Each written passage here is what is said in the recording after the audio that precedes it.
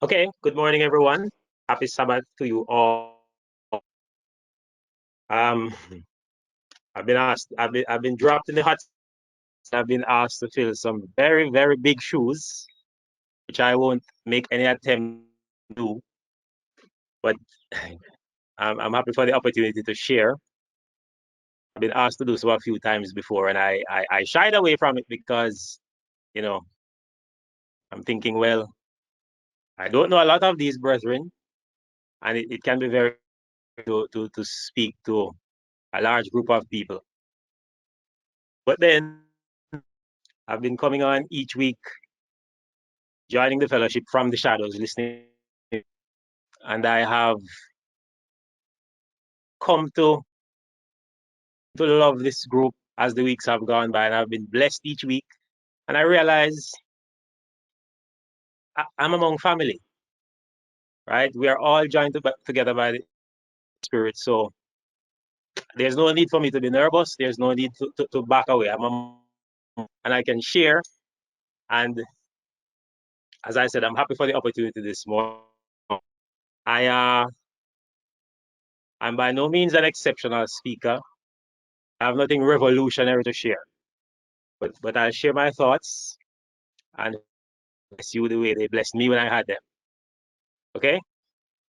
As always, if there are any questions or comments along the way, I'm open to take them within the bounds of reasonability, of course. I feel like I know some of you, so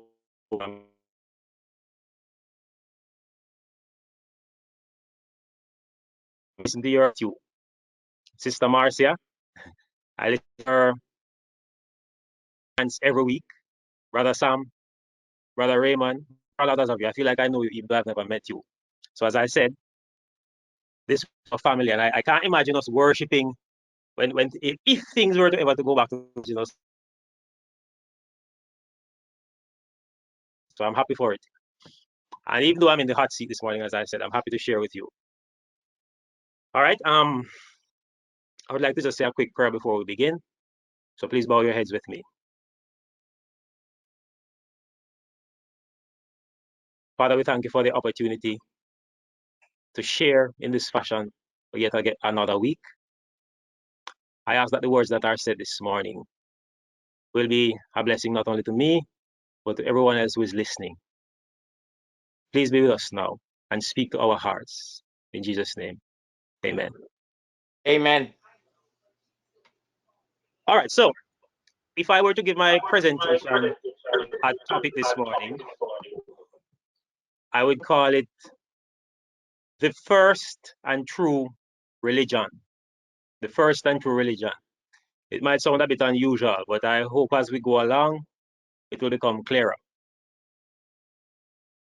Now, a few years ago, when I was in college, I had a lecturer who was also a minister. He was a Christian minister. But I had a lot of debates with him in class because he was very liberal minded, and a lot of the things that he taught, I disagreed with. I wasn't very equipped to handle some of his topics, but because I'd never heard some of these things before. But I did my best to try to oppose him anyway. And one of the things that he taught was that it doesn't matter which religion a person chooses, because religion is simply one pathway which is leading to the same destination. So in the same way that I can travel from several places to get to Miami, for example, religion is just one avenue that you can use. All the religions are leading to the same place. So if you choose to get to that destination through Islam, or you choose to get there through Hinduism or Buddhism, it doesn't matter. In the end, the outcome is the same. And whatever you have worked for in your religion, God will reward you for it. So the path doesn't matter. And of course, I objected to this strongly because I know that Jesus says, I am the way. He didn't say, I am a way. He says, I am the way. In other words, any path that leads to salvation that doesn't go through Jesus cannot be the correct path. But I ask myself the question, is there any truth to any of this? You know, I believe that when God created man, he built inside of him the desire to worship someone higher than himself.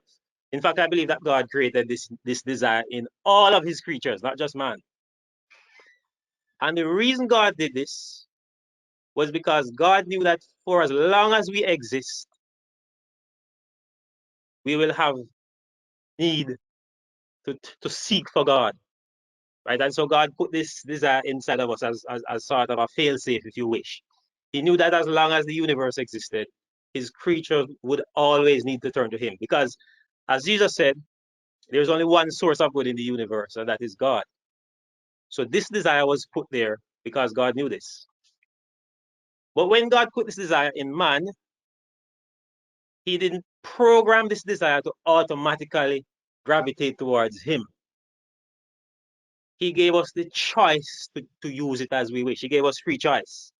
So this desire to worship, we can choose to channel it wherever we please. And over the years and over the ages, humanity has corrupted and abused and warped this desire.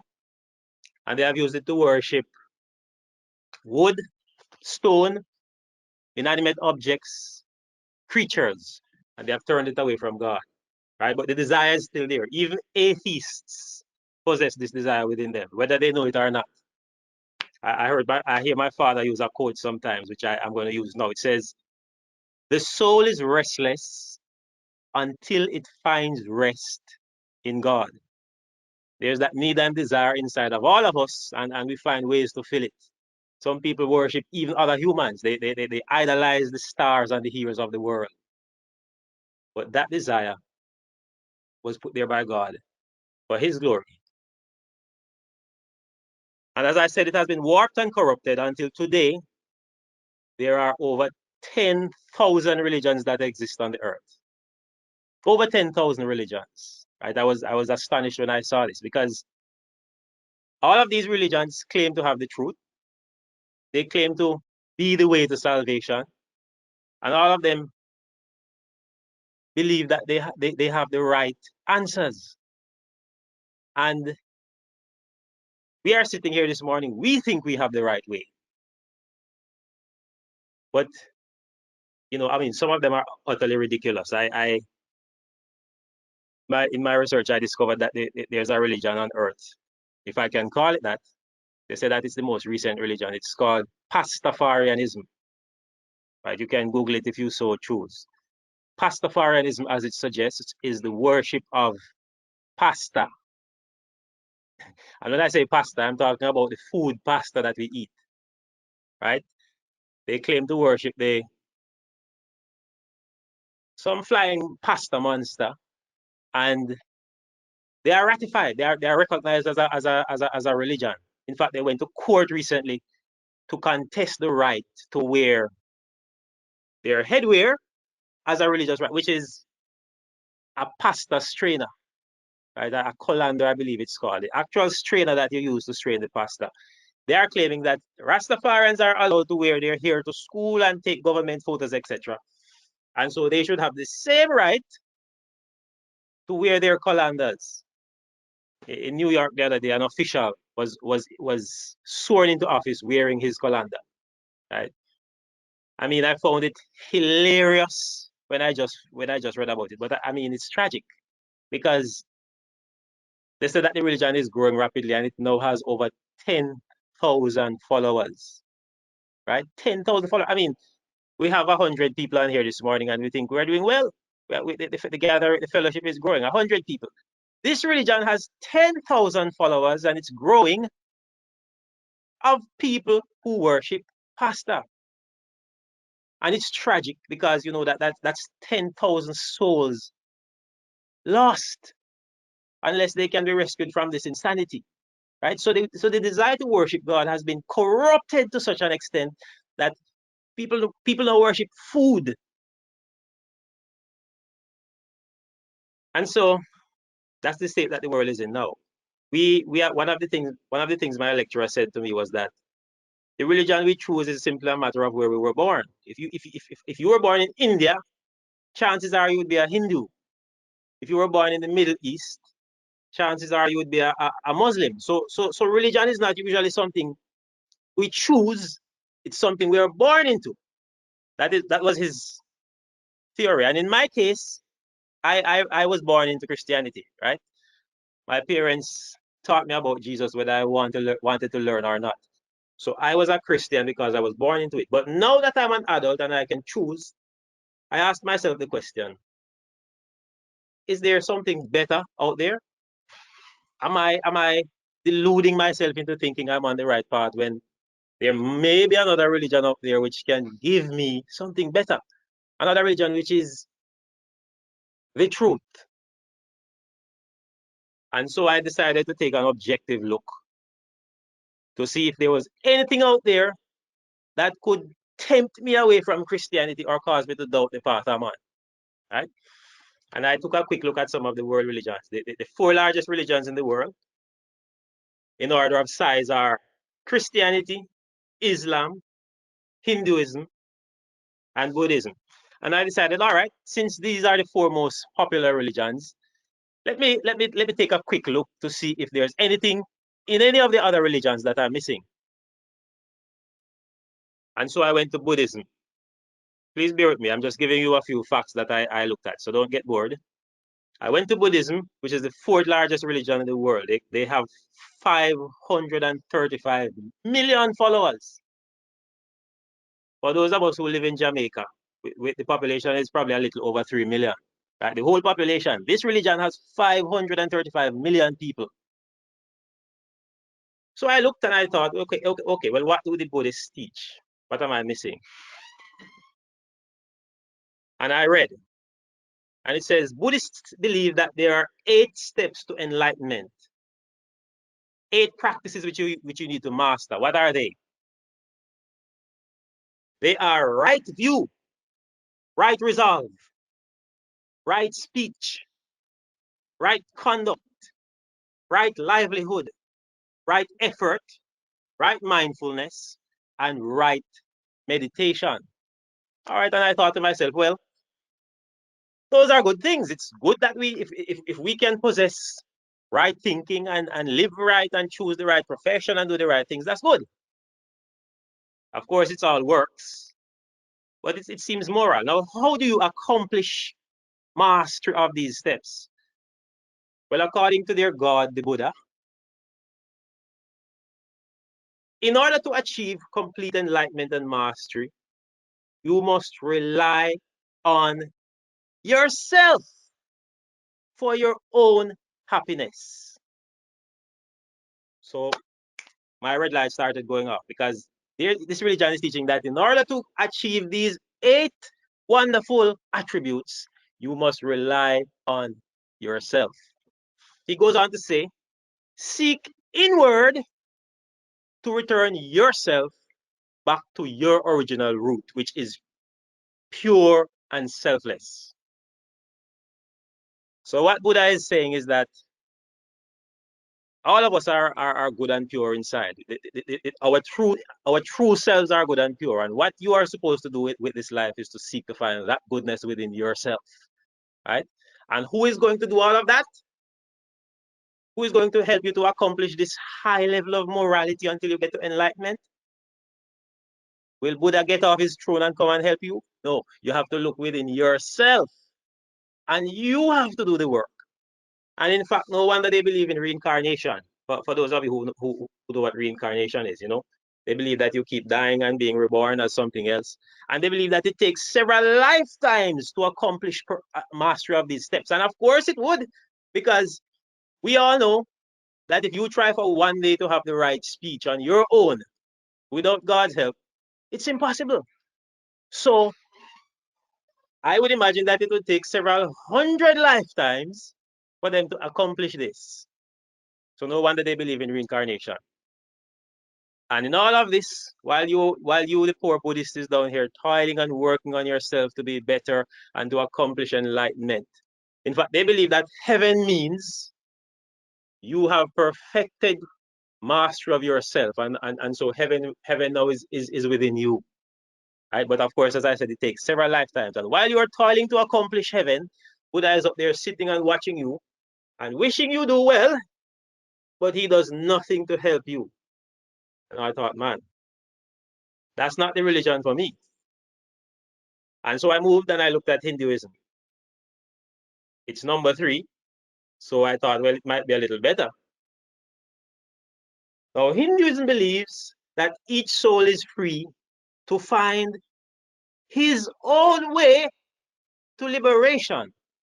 Again, a religion that teaches, okay, before I say that, how do you accomplish liberation? There are 3 ways they say.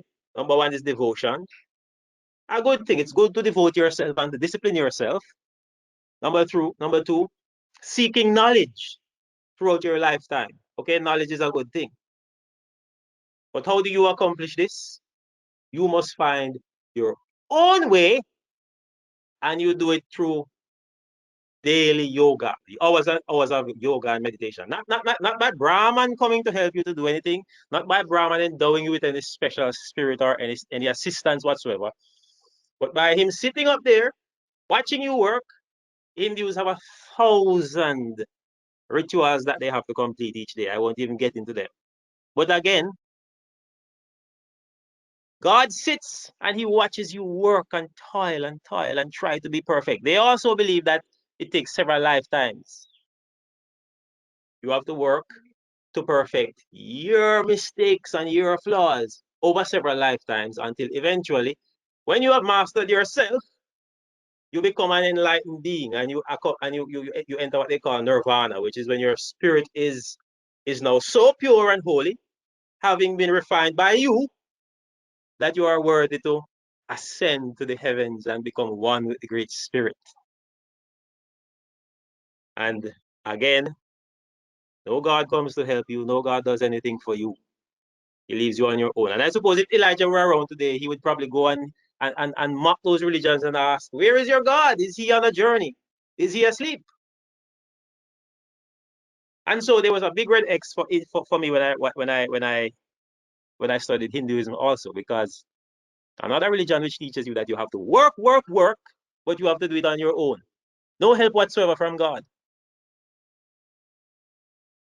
Next on the list of insanity, I call it, is Islam. Islam has 1.9 billion followers. That's more than the population of many countries.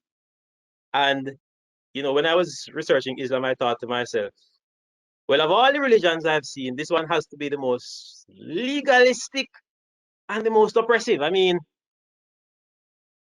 they are the definition of what Jesus said when he told the Pharisees, you strain out a gnat, but swallow a camel. Because Muslims, for a Muslim, it is a grave sin for a woman to expose her face in public. But yet the same religion says, convert them or destroy them. A woman cannot drive, but murder is permitted. Right? And so, I mean, there are so many rituals that are involved in Islam that I won't even get into it. There's a guy I knew a few years ago who was a Christian, and he converted to Islam. And I was very surprised when I heard this. And when I saw him, I asked him, I said, man, what caused you to make such a decision? He said, listen, when I was a Christian, I wasn't sure what I should do and how to live my life. But now that I'm a Muslim, everything that I must do is written out for me. So I know exactly what steps to follow. The high level of living is what got me. And I was sorry for him, because it was such an ignorant statement. But every aspect of your life as a Muslim is governed by law, by procedure. In fact, I'm going to read a quick excerpt to you of a ritual I took from a Muslim text. Now, it's a little graphic. I'm not trying to turn you off, but I just want you to understand the extent that some people go in some of these religions, believing that they are practicing the truth. Right? This is the Muslim defecation ritual. Please bear with me. So when a Muslim is going to use the toilet, it says a Muslim must first find an acceptable place away from standing water. Now, remember, this is what they believe God requires of them. He must find an acceptable place away from standing water, people's pathways, or shade. They are advised that it is better to enter the area with the left foot. So when you're going to use the toilet, you have to enter the area with your left foot. You must face away from the prayer point. When they are praying, they have to face the east. They pray 5 times a day. And they believe if you pray 4, it's a sin. They face the east. And so when you're going to do your business, you have to face away from the east. It is reported that whenever Muhammad went to the toilet, he said these words: "In the name of Allah, O Allah, I seek refuge, protection within you from all offensive and wicked things." So Muslims are advised to say this prayer for bathroom before entering into the toilet. And when I was reading this, I was thinking, the amusing thought came to me. I mean, with all of this ritual that God expects from you before you use the toilet, what if you have to go urgently and you miss one of these steps? So, will he be angry? And I mean, I was amazed. And people live their lives like this, believing that it is what God requires of them. It goes on. While on the toilet, one must remain silent. Talking, answering greetings, or greeting others is strongly prohibited. When defecating together, 2 men cannot converse nor look at each other's genitals. Eating any food while on the toilet is strictly forbidden. The anus must be washed with water using the left hand or with an odd number of smooth stones after defecating. Similarly, the genitals must be washed with water with the left hand after urinating. When leaving the toilet, one is advised to leave with the right foot and say a prayer for leaving the toilet. Praise be to Allah who relieved me of the filth and gave me relief. Now, I'm sorry, as I said, for such a graphic description, but I wanted to understand that these are the things that people do in the name of worship, in the name of religion. I mean, what must it be like to live under the heel of a God who is so strict and so cruel and so demanding that even in the most intimate of acts, such as using the toilet, he has demands as to things you have to say and to which foot you have to use to enter and leave. So what's slavery? What misery? Right? And no wonder these people are afraid of God, because if that is the way my God is, I can't be myself around such a person. I can't feel love for such a person. I'm afraid to make a mistake around such a person. And so Islam was definitely not the religion for me. So finally, I moved to the number 1 religion on the list, the enlightened religion, which is, of course, Christianity. Christianity possesses 2.3 billion people. But I wanted to understand that Christianity, the movement that is called Christianity today is not the Christianity of the Bible.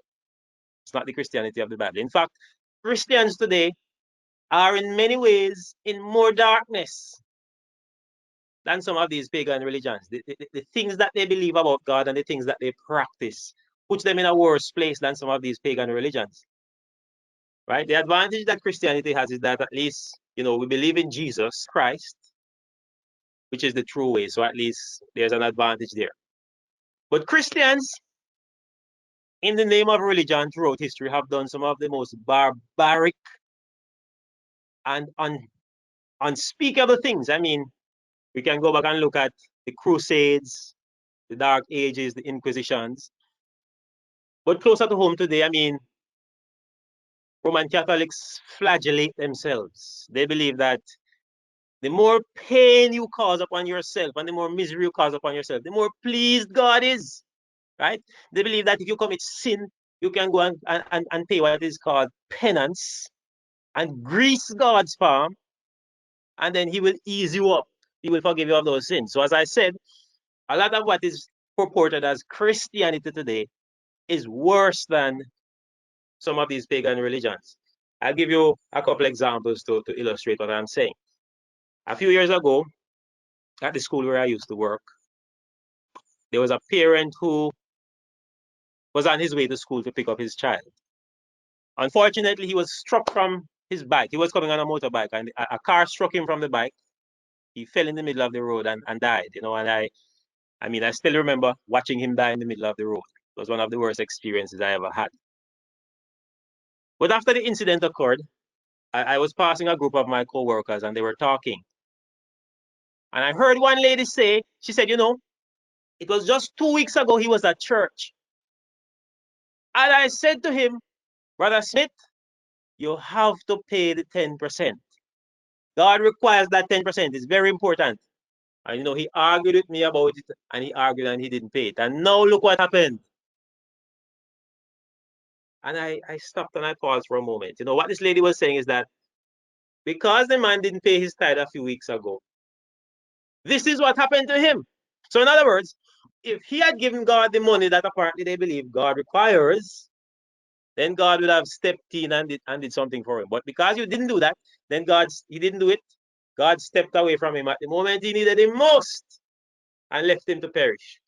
And her conclusion was that this 10% is very important. Right? This is how Christians see God. On another occasion at the same school, there was some problems in the school where it seemed as if some students were showing signs of demon possession. Right? They were behaving making strange sounds and behaving in very inhuman ways, right? So they sent for this famous minister to come and pray for them. When he entered the school with great pomp and ceremony, everybody was excited, and he stood in front of the population to pray for 8 and 9-year-olds.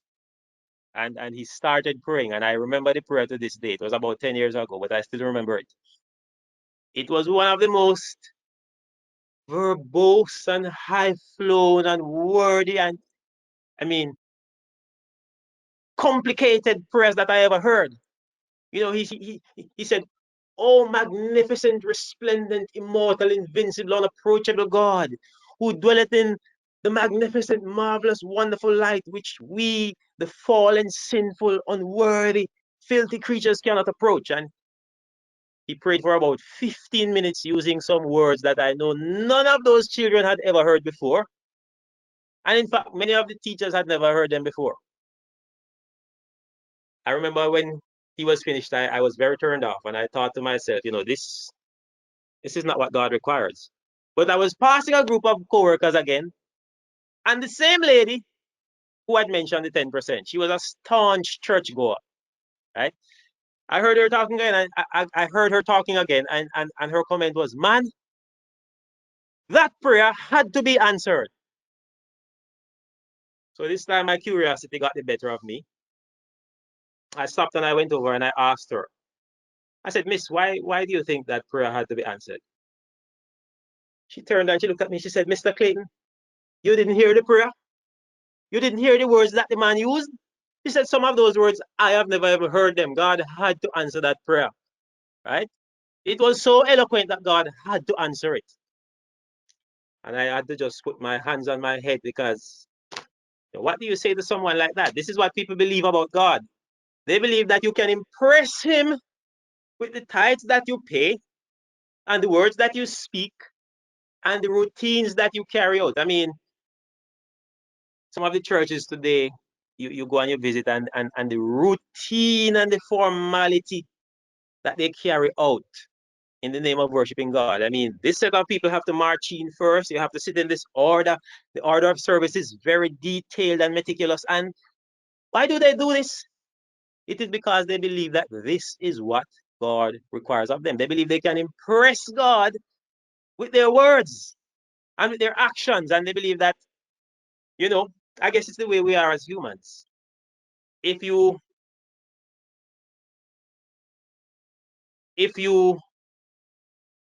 go for a job interview, for example, the way you dress and the way you speak have a lot to do with whether you get the job or not. You know what I mean? Men are impressed by these things, and they believe that this is how God is. The bigger the words you can use, and the more verbose you can be, and the more impressive it sounds, and the more amens you can get, then the more likely it is that God will hear your prayer. And this is the concept we have in what is now called Christianity. This is the concept we have of what God requires. And, you know, I realized that modern Christianity ain't gonna cut it either. And in all of these, searching through all of these religions, you know, I could not find the true religion. Could not find the true religion. I saw an ad on Facebook a couple of weeks ago, and the ad was it was advertising shawls and oil, right? And the ad said 6 pastors have prayed over these shawls and oils, but we have a limited batch. Come and get yours quickly before stock runs out. And when I looked, they were selling a little bottle of oil. It's supposed to be holy oil that the pastors prayed over. One little bottle of the oil was being sold for $250, and a shawl was for $500. And the amount of orders that I saw coming in, people were asking, man, how can I get a batch? I need a dozen. I need 2 dozen. And people were flocking to get their shawl and oil, which, according to them, when you wear the shawl, because the pastors prayed over it, it protects you from disease and sickness and demons and whatever. And oil does the same thing. So those who can afford it, in other words, can grease the palm of God, and God will use these inanimate articles to bestow special grace upon them. And I thought, I mean, this is just like witchcraft. This is like voodoo, or as we would say in Jamaica, obia. You grease God's palm, and God does something for you. You don't do that, and he abandons you when you need him. What a brutal God. What an unreasonable God that Christians believe in. And as I said, I could not find the true religion in any of these 4 religions that I looked at. The ones below, the other 9,996 were just as ludicrous or even worse. So what did I do? Well, I remembered that one time the scribes and the Pharisees came to Jesus and they asked him, you know, well, what about divorce? Well, if Jesus had given them the answer that they wanted or expected, Jesus would have he would have contradicted Moses.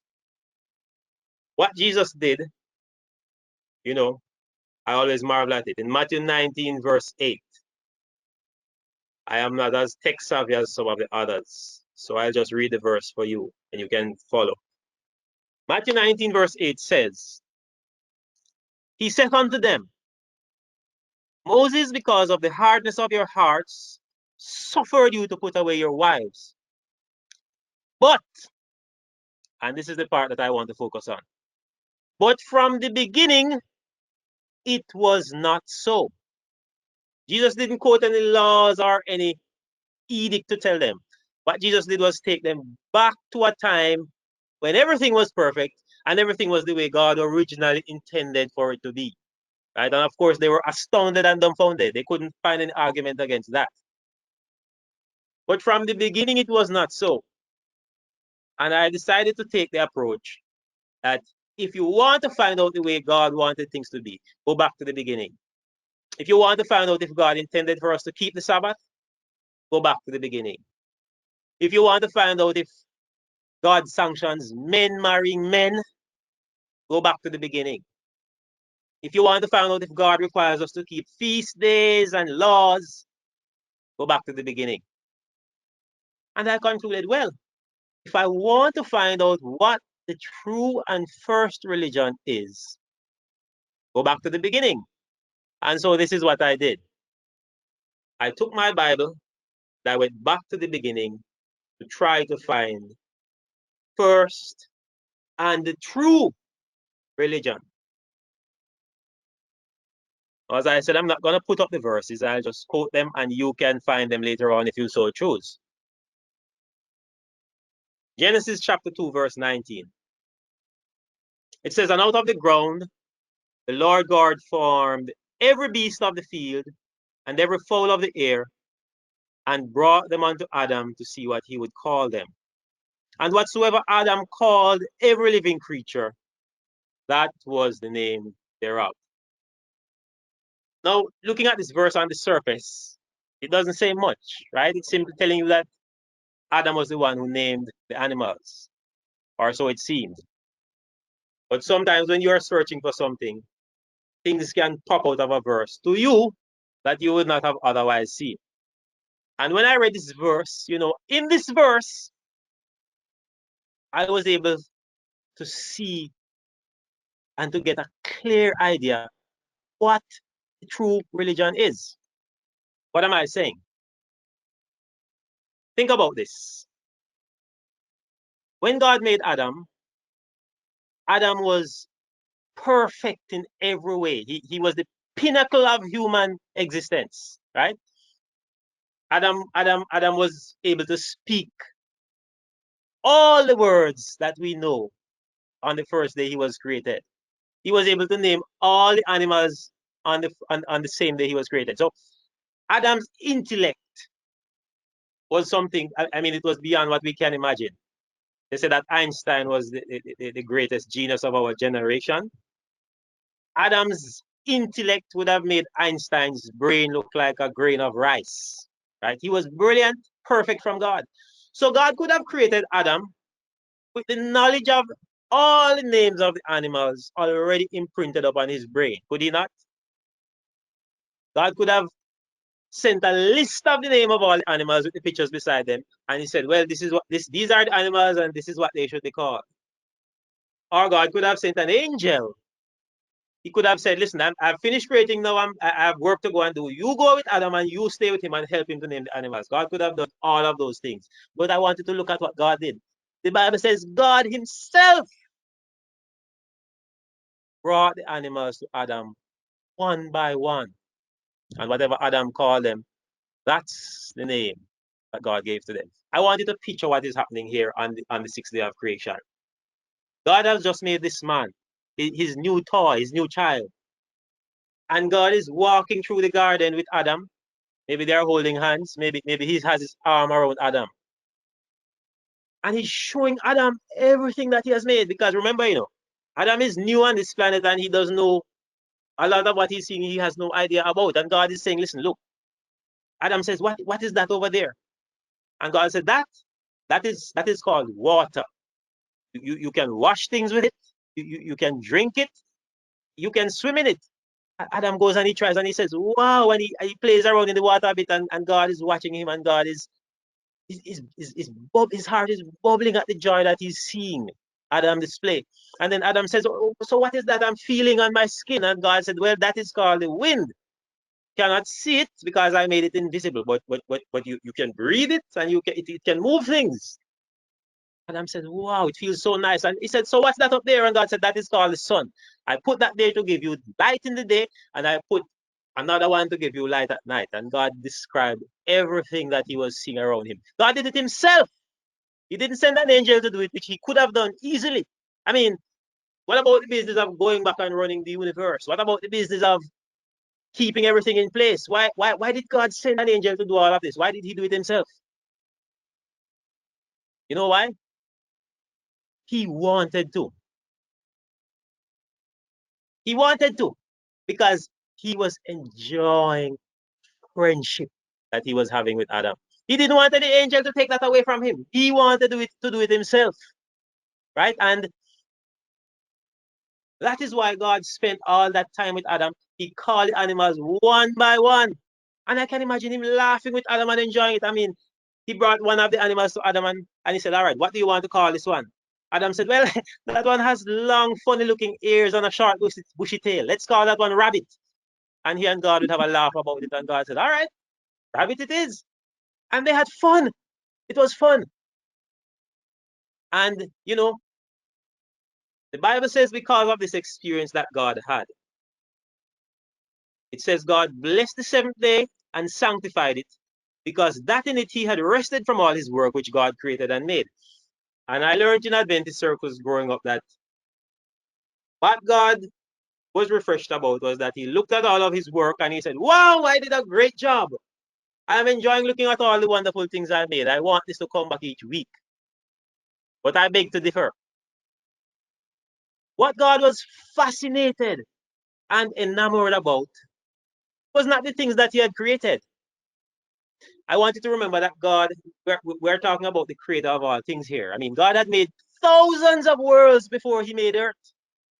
He had made 10,000 times 10,000 and thousands of angels. In fact, he had already made heaven, which Paul says the things in heaven are so wonderful that we can't even imagine them. So God was used to creating things. He was in the business of creating. He had been there, done that. So what he was fascinated about was not the things that he had created. What God was so thrilled about was the relationship that he was now feeling and building with this new child that he had made. That is what he was so thrilled about. And that is why he made the Sabbath. It had nothing to do with creation, or I should say, it had far less to do with the things he created and far more to do with the relationship with the man that he had created. That is why Jesus said the Sabbath was made for who? The Sabbath was made for man. Not just creation, but for man. Right? What caused God to set that day apart was because he was enjoying the friendship and the communion with Adam. And I'm saying to you, that was the first religion, and that is the true religion. A relationship one-on-one with God.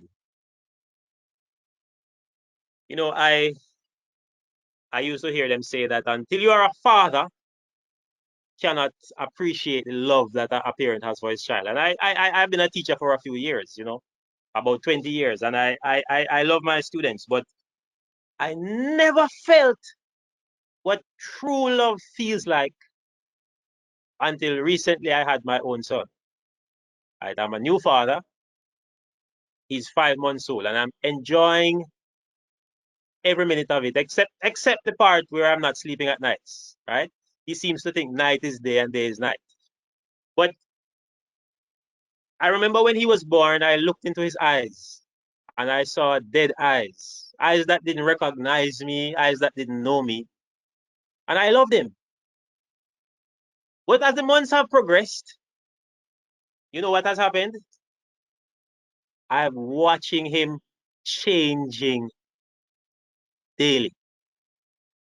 The dead eyes that never used to recognize me, they now light up with recognition when I walk into the room. I mean, sometimes he gives me, no matter how I feel, he gives me the brightest smile sometimes. And his face lights up because he recognizes me.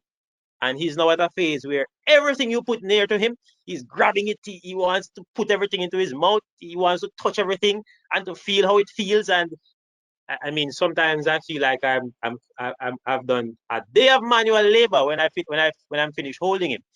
But it gives me a thrill in my heart to watch him touching different things, and he's seeing the difference between how a piece of wood feels and how water feels and how my nose feels. He's learning the different textures, and each time he makes a discovery, I can see the thrill on his face. And I'm thinking, I can't miss one day.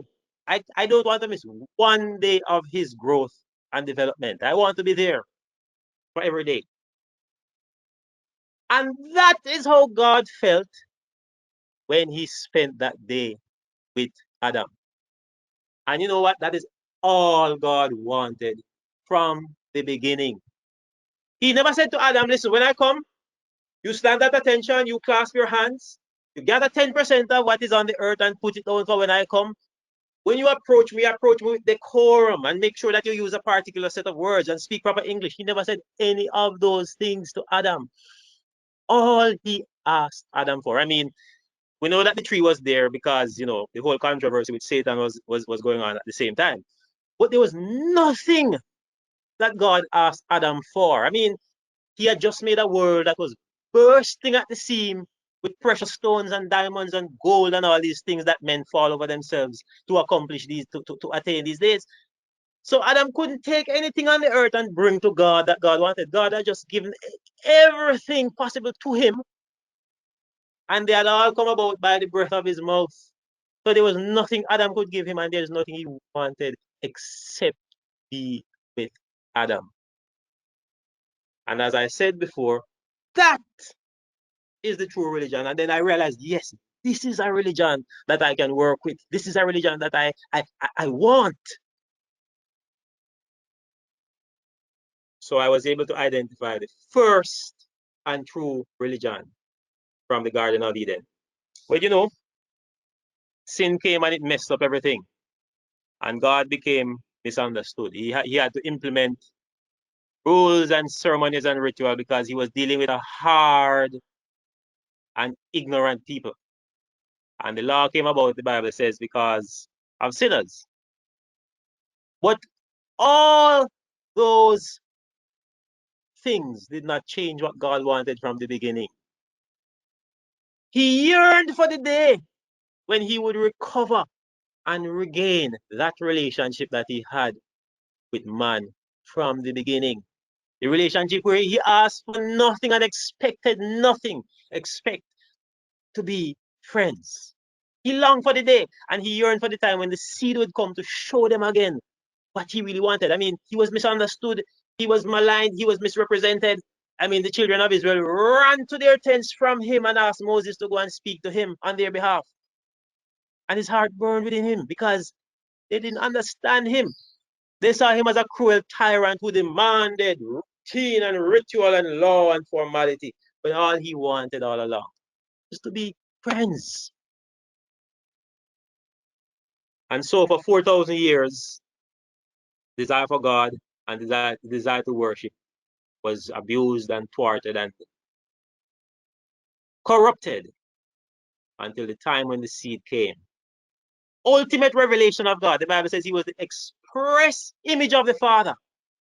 And I cannot establish what the true religion is without looking at the ultimate and true representation of God. And so, I went to the New Testament now, when the light of the world had come, the ultimate revelation of God. And I tried to see if what God wanted from the beginning was reinforced and replicated by the seed, the light, the ultimate revelation. And so I went to the New Testament and I found a verse that is so amazing and astounding that I don't think we spend time to look at this verse enough. My presentation this morning could be summarized, started, and completed on this one verse. I think this verse is the absolute and best and truest representation of what the true religion of heaven is. I know you're wondering, what verse am I talking about so animatedly? John chapter 13, verse 3. It says, "Now there was, leaning on Jesus' bosom, one of the disciples Jesus loved." I'm going to pause a moment and then I'm going to read that verse again. And I want you to listen to it now. Now there was, leaning on Jesus' bosom, one of the disciples Jesus loved. Hold on a second and pause a moment. And I want you to think about this honestly. Other than your wife or your husband, can you think of anyone else? And your children, of course. Can you think of anyone else who would allow to lean on your bosom? I read this verse and I was spellbound when I looked at it again. I mean, here was Jesus, the Savior of the world, the Ancient of Days, the Light of Heaven. I mean, he was on a mission to save the whole world and to reconcile the whole universe to the Father. The most important mission that anyone ever undertook in the history of the universe. I mean, the commander of legions of angels. And here he was sitting. And the Bible says there was somebody leaning on his bosom. I mean, The closest person in the world to me, other than my wife, is probably my brother, right? My brother is my best friend from the day I was born. In his presence, I'm completely myself. I have no reservations. I am free to be who I am.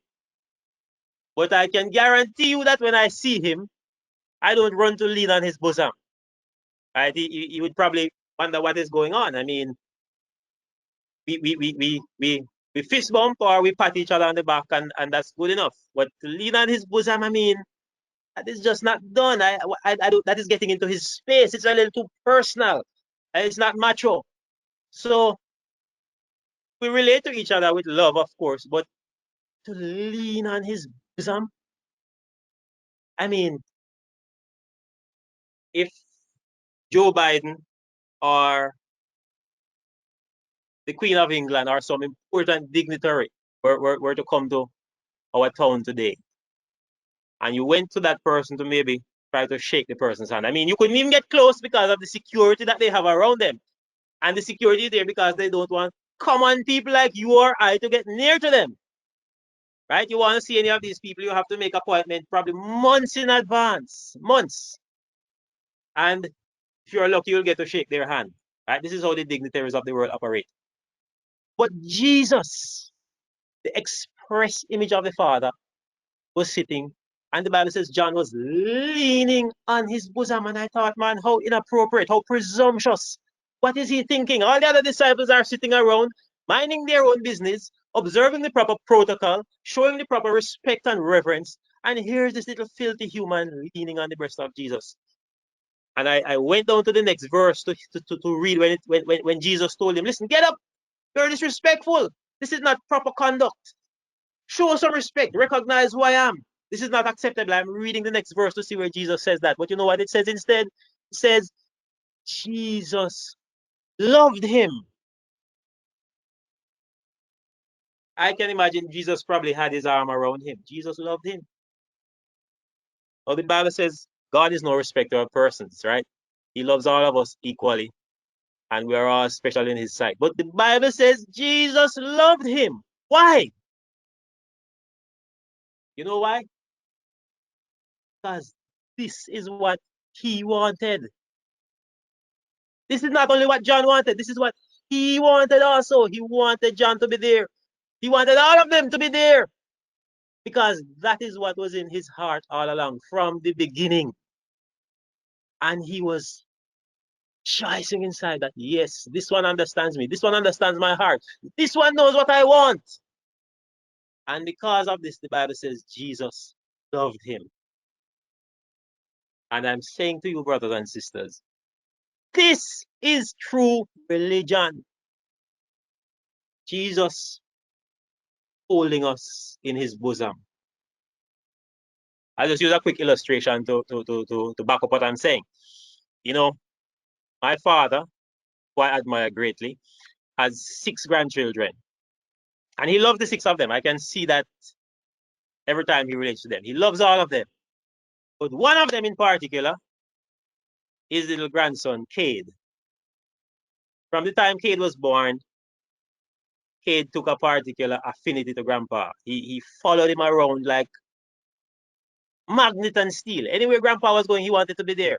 You know, if Grandpa was in the yard, cutting the yard with the weed whacker, you would see him standing beside him with a piece of stick trying to mimic what he was doing. Grandpa cuts the yard in his water boots, his hat, and his goggles. And he wouldn't stop nagging until they bought him water boots, hat, and goggles also, so that he could dress the same way Grandpa was dressing and mimic what Grandpa was doing. He followed him around from the time he was a boy, relentlessly. Right? He has an army of ants nests around the yard that he visits daily and checks up on them. I guess he believes he owns them. But whenever he's going to check these ants nests, he has to come. Grandpa, come, let's go check the ants nests. Grandpa, come. The ants caught a lizard. Let's watch them carrying it into the nest. And Grandpa has to get up from what he's doing each time, go outside, leave his work to go and join this boy. I remember on one occasion, Grandpa makes him a lot of toys using raw material around the house. You know, Grandpa is very good at that. On one occasion, I saw him fiddling with a toy which Grandpa had made for him, trying to fix it. So, you know, wanting to be the cool uncle. I went to him and I said, hey, give me that, man. Let me fix it. Gave it to me and he folded his arms to watch me, putting me under pressure immediately. After fidgeting with it for a while, I realized that, man, I don't know what to do. I can't fix this thing. He tilted his head. He looked at me now. At the age that he is now, he has now mastered the concept of sarcasm. He looked at me. He tilted his head. He said, Uncle Daniel, what are you doing? Put it down and mind you hurt yourself, man. Leave it until Grandpa comes. I had to lap my tail between my legs, put it down, and walk and take the walk of shame, right? But his absolute and implicit trust in Grandpa, I could not dare to interfere with that. And sure enough, when Grandpa came, he fixed it, right? But I've seen many times, the other day we were in a meeting, a very important adult meeting in the office, trying to work out adult things. And in the middle of the meeting, this boy walked in, despondent, his head hanging down and with a very distressed look on his face. He said, Grandpa, you promised that we were going to go treasure hunting, and now it's getting dark and we're not going to get to go. And to our amazement and amusement, Grandpa got up from the very important meeting we were doing, left all of the important work, and went outside. Now, I want you to understand that when he says treasure hunting, he's talking about old rusty dirty nails, filthy coins, and whatever else he can find that is dirty. He brings them into the house, and sometimes his poor grandmother is about to collapse from shock when she sees them inside her house, right? But Grandpa got up from this meeting and he went outside, left the important meeting to go treasure hunting with this boy. And when I looked at this example, I thought to myself, why? Why does he respond to this boy like this? And you know why? This boy, by the way he relates to him, has forced himself into his heart, to his heart. He has forced himself there, right? Even if Grandpa wanted to ignore him, he can't. Because this boy has put himself in a position where he has conquered Grandpa's heart by the absolute confidence and trust in him. I mean, normally children want to be among their peers. They don't want to be among old people. They don't want to be with old people. But because he has put himself in a position where he follows him around and he wants to be in his company and he trusts him and he tells him every little thing, he has conquered Grandpa completely. And I thought to myself, this was the same thing with Jesus and John, right? John was there when Jesus was transfigured on the mount. John was there when Jesus raised Jairus' daughter. John was there leaning on Jesus' bosom because John forced his way into the heart of Jesus. And so Jesus could now respond to him in a way that he couldn't respond to the rest. And that is what it means when it says in the Bible that Jesus loved him. Right? When we relate to Jesus like this, he cannot ignore us. I mean, I know God doesn't ignore us, but I'm speaking figuratively here. He cannot ignore us. You force your way into his heart. I mean, you involve him in the little things that you are doing every day. You talk to him, you tell him a joke. You're driving along on the road and you're talking to him and you say, Lord, I like that color car. What do you think about it? Go in the supermarket and say, Lord, which toothpaste should I buy? The littlest things. You involve him, things that you think might be bothering him. Don't just go to him when somebody is sick and we need a miracle. He wants you to be in his bosom, to be relaxed, to be yourself, right? Not worrying about whether I take the right steps when I go to the toilet. Not working my tail off to become perfect. Not trying my best to please him and worry about whether he's standing over me with a big stick. He wants me to line my underwear and be myself and to be completely relaxed with him. That is what he wants. And that is all that he wants. Nothing else. God wants us to have a relationship with him where we are ourselves, where we have no restrictions, no tensions. You come to him just as you are and you be yourself. Talking to him in your underwear. You don't need to use any particular words when you are praying to him. You don't need to give anything to him in particular. You just need to be yourself, and that is all that he wants. And I was saying that revelation, Hallelujah. Yes. I was saying that Revelation 14, verse 4, speaking about the 144,000, says that these are they which are not defiled with women, for they are virgins. These are they which follow the Lamb whithersoever he goeth. So the ones who will go through the last great conflict, virgin, that is us. You know what is special about them? They follow the Lamb wherever he goes, just like Kate does with Grandpa. They put themselves in his bosom, right? They don't stay from afar and send somebody else to talk to him. They understand him. They understand that. Listen, and when I realize this, I mean, all the other religions, they have to stay from afar and work for many lifetimes before their God might show some semblance of acceptability. Our God wants us in his bosom, like I keep my child in his bosom. In fact, he uses many analogies in the Bible which shows us he wants us close to him. He says he would have gathered Jerusalem like a hen gathers her chicks. And I'm saying that any religion that teaches anything other than this, anything that is less wonderful than this, less profound, less truthful, I don't need to hear about it. Because in Jesus, I have a Father who does not tell me what to do, but a Father who does it for me.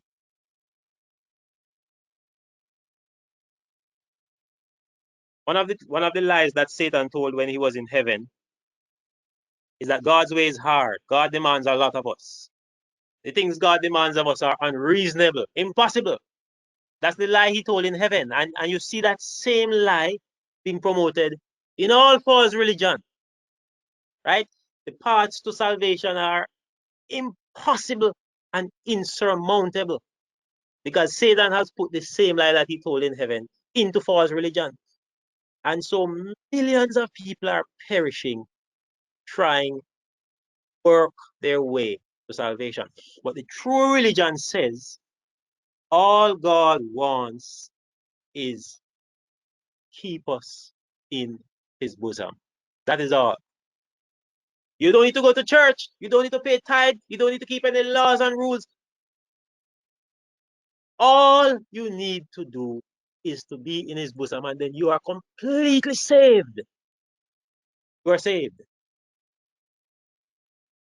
So I'm going to stop there this morning. I know I've probably rambled on a bit, but I hope that you were able to understand what I was saying and you were able to feel what I feel, because I'm more convinced than ever that what I have is the only thing there is that is worth having, and that is to stay in the bosom of Jesus. Well put, Dan. Well put. Well put. A blessing. Yes, thank you. So, in Thank you, closing, Daniel. I pray the Lord will continue to bless you. Amen. amen. All right, so in closing, I would just like to say a prayer, and then I'll leave the floor open if there are any questions or comments. Thank you all for listening, and you be blessed for the rest of the Sabbath. All right, please bow your heads as we pray.